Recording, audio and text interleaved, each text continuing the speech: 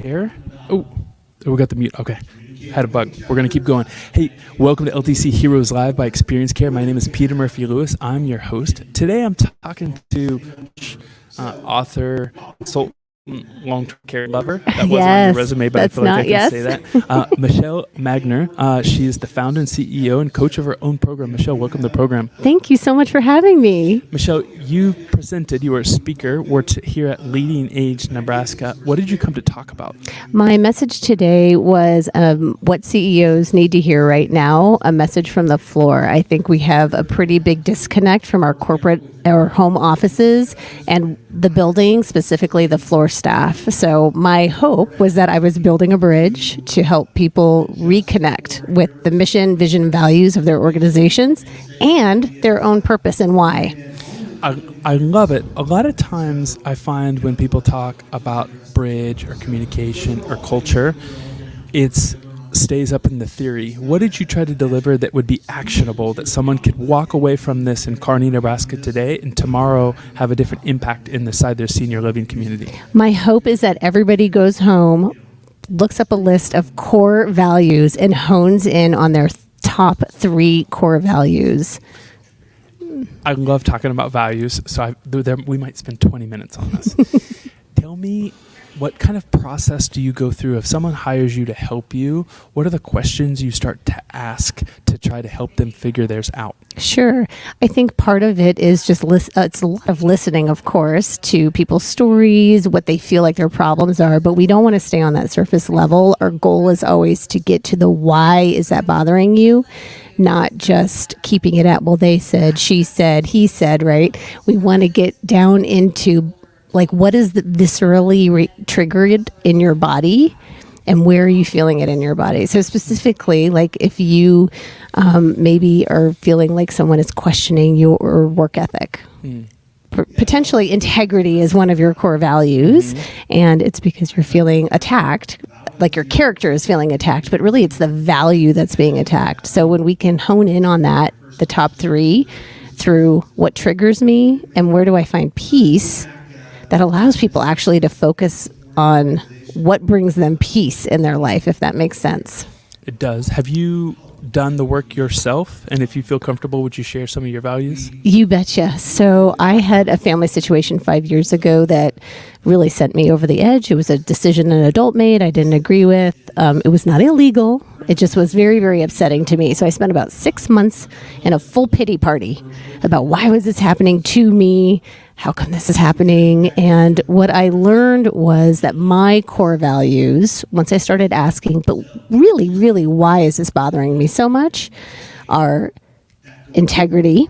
You are who you say you are. I am who I say I am. Connection. We actually have an honest connection with each other. And faith, like hope in the future and faith. So when I did this work, it really struck me why that situation was so inflammatory to me. And the remarkable thing, Peter, is since then, now that I know these 3 things, when other things come up, they're much less triggering for me. Love it. I don't know if you've ever read the book Traction by Gino Wickman, but one of the things that I've taken from it that I love is he has you write down your core values, and then you use that to hire and fire. And so you go across each one, and you would say, Michele, but one of ours at Experience Care is reliability. So I would meet with you once a quarter, and are you a plus? Are you a plus minus? Are you a minus? And if you're in leadership, you can't be a minus. You'd have to at least be plus minus. If you're plus minus, we would talk about how we get you up there. And I love how he turned the values into an exercise that helps you in other areas of your business. Yes. Well, and what I love about this, just to build on it, is working in a building for 7 years. One of the things that I would do is I would evaluate how I was investing my time and energy and the building's money and see where the company values aligned with what I was doing for the company. And those, of course, all aligned with my own personal values as well.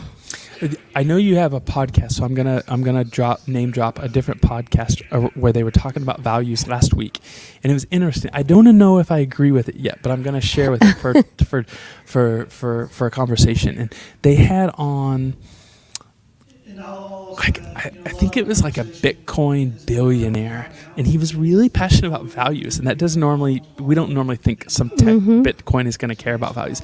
And what he said was, and it was the podcast My First Million, and he said, I believe values should be something that not everyone would agree with, and even more so, even if some people would actually be opposed to that as a value inside their company. I thought that was really interesting and made me start to think, like, what might be a value if I were going to take something like honesty, and I wanted to take his idea and 2.0 it and say, like, well, never lie. Well, that's actually different. Never lie is a lot harder. Yes, right. What do you think about like having being something that someone actually might be opposed to? Well, I don't think that we are designed to be all the same. So I'm open to this idea of opposing values. But I do feel like, especially if it's a company we're working with or for, that we do want to have some harmony within them. Otherwise, I feel like this is part of what's happening within our frontline teams, is that we're just getting out of alignment with company values and personal values. My husband and I have different core values, but that's what makes us a great team, right? So we don't oppose or disagree with the other person's values, but they're certainly different. I think that's important. How you became passionate about this bridging the gap, this communication, and feel free to give me an example. Are you passionate about the generational divide? Are you passionate about class divide, the socioeconomic difference, the power divide? When you're talking to CEOs to talk to frontline, how did you get into that, and where's your passion? Well, what's interesting is it's actually just a lot simpler than that, because I worked in a building during the pandemic, and I am a family caregiver. So over the course of the 7 years of working in buildings, my 20 years as a family caregiver, what I was looking for today on this bridge was kind of helping shake up CEOs to be open to not just sticking with the narrative of what we're hearing about why people are leaving. I'm just saying it's not just money. It's not that people are lazy, and it's not that they're burnt out, Peter. There's more to it than that. And I just was inviting people to consider some other avenues to explore, because if we get stuck in our same way of thinking, we're going to continue to get the same results. I want the team members in my mother-in-law's building to want to work in that building. I don't want them to go to the building next door. But this is what we're seeing. People aren't just leaving the industry. They're going to the building down the street. So that was really what I wanted to alert people to. If you are in a position where it's very high level, the bridge that I want to build is that actually it's not exactly what we think it is. It's funny how you said that they go to the building down the street, because I think you were at my workshop today where I talked about how you can use LinkedIn and find CNAs, and there was some hints and some jokes around you could actually steal CNAs from somebody else. If your mission is better and you know how to explain it, the CNA is going to want to go work for you as a leader. Right? It's funny how we had the parallel, because we were kind of saying the same thing. I was just teaching them how to steal them. Right. Yeah. Well, and the goal obviously is to keep people in the business, in the industry. But here's the thing, Peter, is the bottom line is people that have this heart are they are people to serve people, right? So they want to continue to work with seniors. They don't want to leave the industry, but if they feel like decisions are being made that no longer align with their values, or they're confusing to them, they're going to move on. I had, after my workshop, and I'm interested on your take, because I feel like you could have answered it way better than me. One of the people in the audience came up to me afterwards, and she says, Peter, I'm a young administrator, and I hear what you're saying, that we need to talk to Gen Zs, and we need to recruit Gen Zs in their language. I need help. The people I work with are old, and they're old school, and they're not willing to change the way that they talk to the younger generation. My answer was pretty average. What advice would you give her? Oh my gosh, that is such a good question. I think Fergie Black Eyed Peas song comes to mind, Meet Me Halfway, right? So if we are expecting Gen Z, Gen X, millennials to be operating a certain way, what can they expect of us? I think this is just always what it is with coaching is how are you holding up the mirror to yourself and reflecting back to yourself what you could be evaluating if you're frustrated about it in someone else. So I feel like my response would be, and I'm thinking of a very specific person who is a very old school director of nursing that I know, and she was perpetually frustrated with the younger workforce.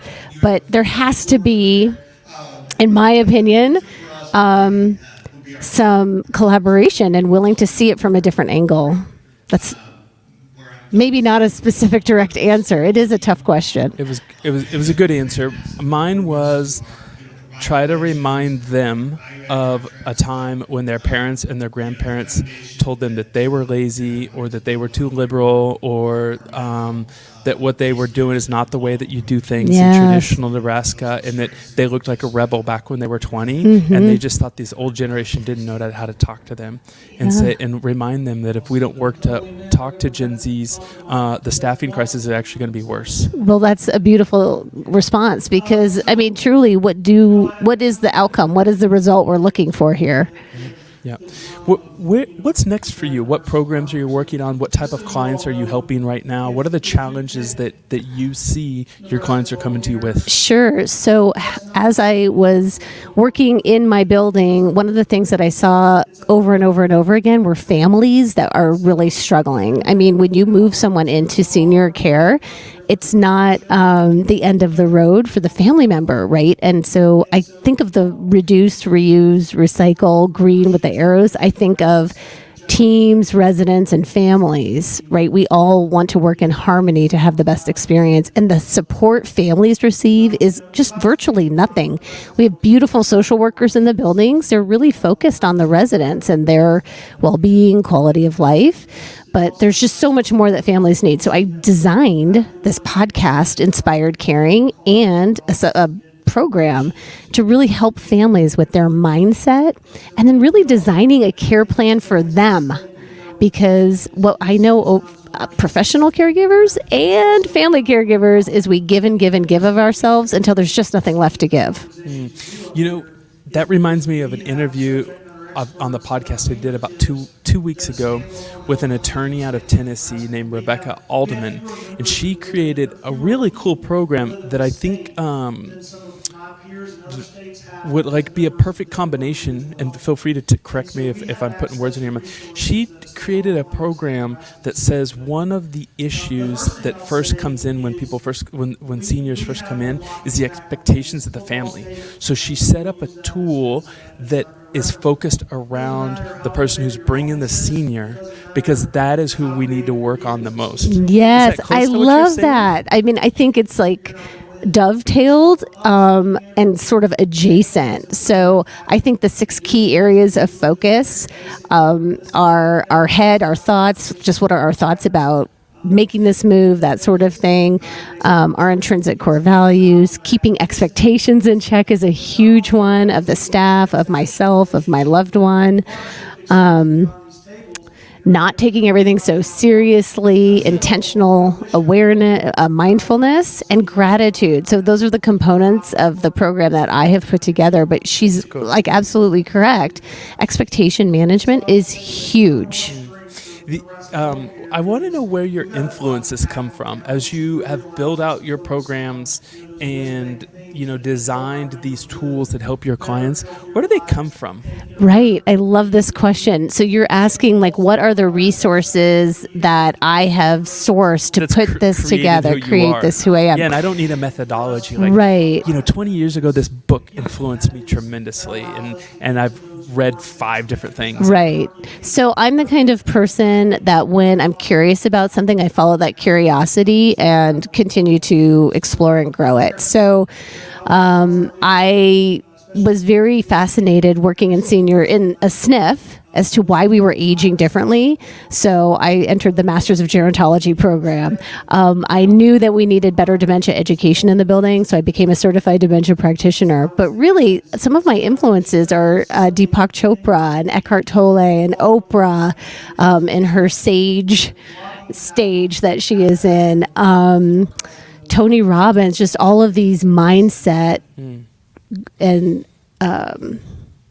I'm thinking circumstance, but that's not what consciousness, right? How are we elevating our consciousness? These types of people are so fascinating to me and very, very interesting. The reason I ask is because the word that you ended on before my last question was expectations or expectations management. And it reminded me of a book that had an impact on me by Chip Conley. And I'm going to paraphrase it, so I might get it wrong. Sorry, Chip. Is expectations equals... Happiness equals expectations divided by reality. Oh, I love that. It's good, huh? It's so good. So Yeah. Abraham Hicks has said expectations are where desires and beliefs meet. So if we have a desire about something and a belief about something, then we have an expectation about it. And if you think about that... And if they don't meet... And if they don't meet, right, then we're out of alignment. That's suffering. And that is suffering. Yes, Yeah. for sure. So it's cool that you're in the master's program. Do you know Dr. Julie Masters? Oh my gosh, yes. She is literally legendary in our community. So I interviewed her yesterday, also at LeadingAge Nebraska. And at the end of the interview, I asked her, I said, you know, what's your goal in doing what you do? She goes, it's to enthuse people about gerontology. And she had me smiling and bubbling. Yes. Was she like that as a professor? Oh my gosh. Yeah. So I've never taken one of her classes, but I've been in many audiences of hers. And then I've sat down and spoken with her privately, you know, within the department. But she is the real deal. Like, yeah. As we wrap up, Michele, I want to kind of highlight this convention, the community here at LeadingAge. It's my first time here. Tell me what your experience has been. Who have you talked to? What have you learned? What are you going to take home that you didn't come here with, and you're like, whoa, that's impactful. I'm gonna implement this into the way that I approach my clients. Yes, this is my first time at LeadingAge as well, and I have spent a lot of time with other speakers, obviously the participants that are here, and it just completely has reinvigorated my belief that Nebraska has extraordinary care, long-term care for seniors, and that we are in this together. We are looking at the greater good. We are a community of people who have the best interest of not just the residents, but also the frontline teams and the families in mind. So all of that just continues to inspire me to do the work that I'm doing with inspired caring.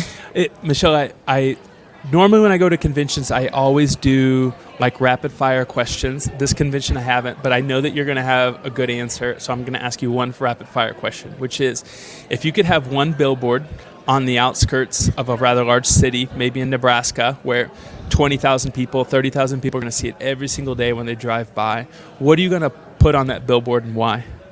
The words that immediately come to mind are, it's going to be okay. Mm-hmm. And because most of the time in hindsight or retrospect, we spend so much time worrying about what may or may not happen. And ultimately, it's going to be okay.